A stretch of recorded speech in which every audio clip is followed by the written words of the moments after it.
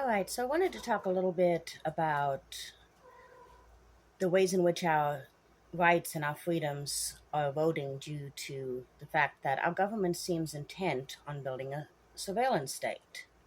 But I'd like to start with what a lot of y'all may have heard about this recent merger between Paramount and Skynet.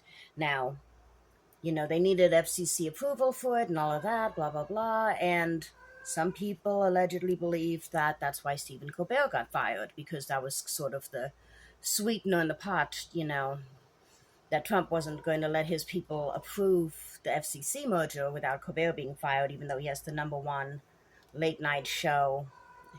Pretty sure his ratings have only gone through the roof since news of its cancellation, too. But yeah, so they needed that FCC approval. And one thing that they did allegedly to approve that approval from the FCC was canceling the late night show with Stephen Colbert. Another one is that they made a $16 million settlement over that 60 Minutes interview with Kamala Harris that Trump had a big old titty baby fit about, which is a case they could have won pretty easily, most people agree, but they decided to just preemptively bend the knee and not try to fight it. So, that kind of shows you the character of the people who are running this company. And of course, then once those things were accomplished, the FCC then approved the merger. Right after which, South Park came out with their just epic new episode, and apparently there's going to be another one coming up, just trolling the shit out of Donald Trump, which is hilarious to me because they just signed a 5-year contract. So they're untouchable unless Paramount, Skydance, whoever wants to actually buy them out of the contract, which would be insanely expensive to buy them out. So they waited. They have the most beautiful timing. They waited until the perfect moment, and then they said, oh, by the way, fuck you. But anyway, so the FCC approved the merger. It all went through, blah, blah, blah. And now Trump says that Paramount, CBS, whoever, is gifting him with 16 or $20 million in free airtime. He's calling it a gift now.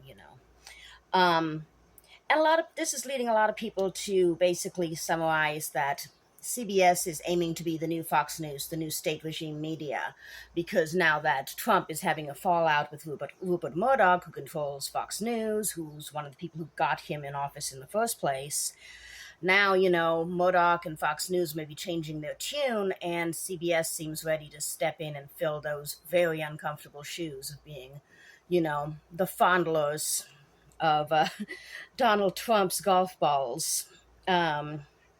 But an interesting note about the Skydance Paramount merger, is that the owner of Skydance is David Ellison, son of Larry Ellison, who is allegedly funding this merger between Skydance and Paramount. He is the second richest man in the world, founder of Oracle, which is a data cloud company. Oracle has discussed pairing with Paramount for $100 million per year cloud computing partnership. Now, Oracle already uses cloud computing to help businesses and the government keep track of enormous amounts of data, your personal data. Naturally, they seek to partner with an AI company for this large project to manage all of that data. Well, Oracle, who also, by the way, already has millions, actually billions of dollars in government contracts for their data management services. One of these contracts that they already have is a $500 billion partnership with OpenAI to build a 5 gigawatt Stargate AI data center in Abilene, Texas. Now, mind you, the largest existing data center of the type in the world is Meta's existing data center, and it is only 2 gigawatts, and it is basically destroying everything around it. I'll have to do another video on that at some point, but they're a complete disaster zone for any communities or areas around them, both environmentally and for a variety of different reasons. But yeah, they want to build a 5 gigawatt one, more than twice the existing capacity of any data center in the world. And Trump has already signed one executive order a few months ago, in which he declared an energy emergency. Everything is an emergency so that he can use executive power on it.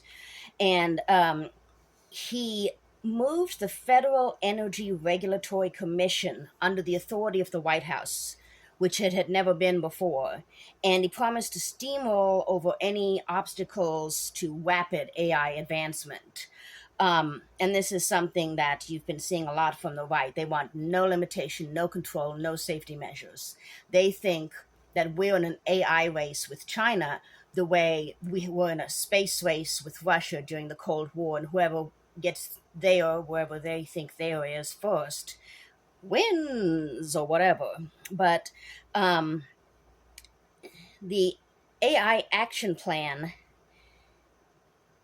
is a product of Trump's January executive order removing barriers to American leadership in AI. And Assistant to the President for Science and Technology, Michael Kratsios, I think you pronounce it, and the Special Advisor for AI and Crypto, Davis Sachs, both of who have deep ties to Elon Musk, and even more disturbingly, to Peter Thiel, the man who created and owns J.D. Vance. But according to reporting in April by 404 Media, ICE is also planning a central database of health, labor, and housing agencies. One of the projects ICE is working on is ASTRAC or Alien Tracker. I'm sorry, A-Track. A-Track or Alien Tracker, which is designed to now allow near real-time tracking of individuals. And then in May, 404 Media broke the story that ICE was using a nationwide AI-enabled camera network called Flock by making requests to local law enforcement for data that they do not have legitimate rights to or legitimate channels to request. They were going outside of legitimate means to obtain this information to track people. And now in July, Wired has reported that a new agreement gives ICE unprecedented access to the Medicaid database, which holds sensitive medical data on tens of thousands and even millions of Americans, including names, addresses, racial info, diagnosis, medications, reproductive status, mental health history, etc. And also in July, ProPublica wrote that the IRS is building a vast data surveillance system to harvest data such as home addresses, places of employment, etc., and turn this info over to ICE and the Department of Homeland Security. Now, even under Biden, yes, ICE was using private databases and commercial sources for highly questionable data harvesting purposes. But this has truly escalated, and you kind of see it all coming together. They're getting the Medicaid data, they're getting the IRS data, they're getting the immigration data, they're getting the criminal data, they're getting a whole bunch of other stuff. And this is something that historically you see time and time again in any authoritarian regime, is that they want to have a master list, a master database, where they have as much information on the populace as possible, which makes it easier to track, find, control people, etc., as well as levy false charges against them, accuse them of crimes they didn't commit, which, since we're doing away with due process, why even accuse people? Just throw them in a cell and don't tell anyone where they went. Oh, wait, no, they're doing that too, actually. But all of this is coming together, and you see that now the desire has been there with previous despotic regimes throughout history. The desire has been there, and great efforts have been made to do this. But with our modern technology and the fact that so much information is online, and the fact that now with AI, we are gaining the ability to actually sort and collate and correlate vast amounts of data like that, which is something that, even the best computers couldn't really do before a few decades ago.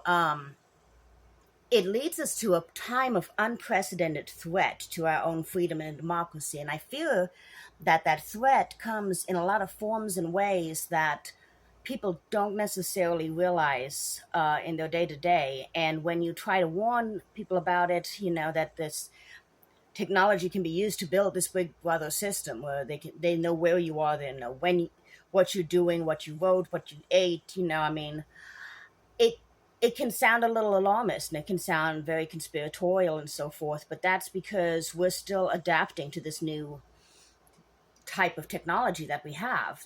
This online digital age hasn't really been around for long enough for us to culturally adapt and absorb it into our zeitgeist. So for that reason, it is even more dangerous because we don't really understand how to use it. We don't really understand culturally the dangers of having this much information about all of us freely available. If somebody has the desire to compile all of that data on us, the amount of power and constraint it could give them over our lives is insane. And it's happening very, very rapidly. Very rapidly.